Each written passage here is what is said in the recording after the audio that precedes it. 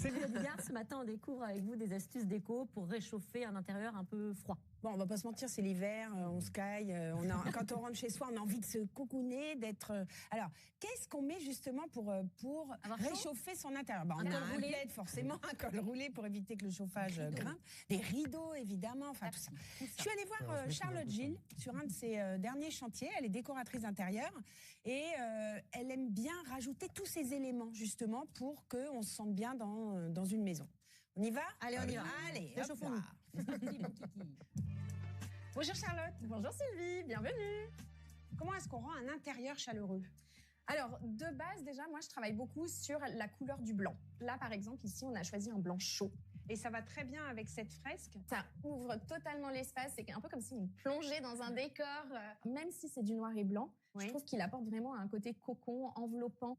Et le fait d'avoir coupé le mur en deux, ça apporte quoi? On coupe jamais à moitié en déco. On fait toujours un tiers de tiers quand on fait des sous-bassements avec des parties supérieures, soit avec du papier peint ou une autre couleur. Ça casse la hauteur de la pièce. Et le fait d'avoir apporté la moulure aussi, ça apporte un peu de rondeur. Ouais.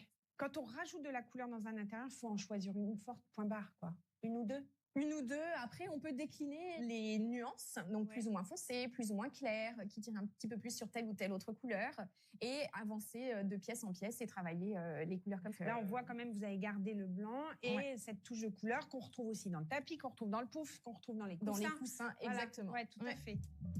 Les rideaux, ils sont trop beaux, ces rideaux. Moi, je fais toujours les rideaux qui vont jusqu'au sol, voire 3-4 cm en plus, parce que ça étire la pièce. Un autre matériau qui rend l'atmosphère chaleureuse, c'est le laiton. Et je vois là, sur les petits boutons, c'est ça? Oui, exactement. On a les petits boutons, on a aussi le robinet et sur les suspensions. Ouais. Et c'est aussi quelque chose qui est beaucoup plus chaleureux que le chrome. Oui, bah oui, c'est vrai. Qui est beaucoup plus froid au final. Les toilettes, c'est l'endroit où on peut aller encore plus loin en termes de créativité, d'où le fait d'avoir mis quand même un papier peint qui est assez fort et d'avoir joué la couleur en total look aussi. On va habiter dans les toilettes. C'est un peu petit, mais pourquoi pas?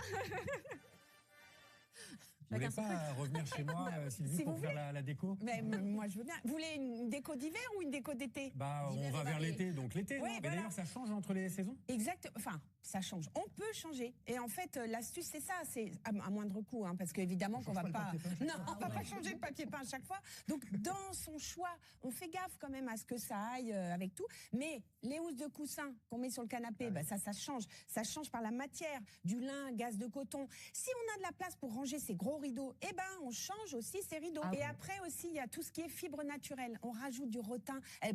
Charlotte en met l'hiver aussi, mais pourquoi pas mettre des tentures derrière le lit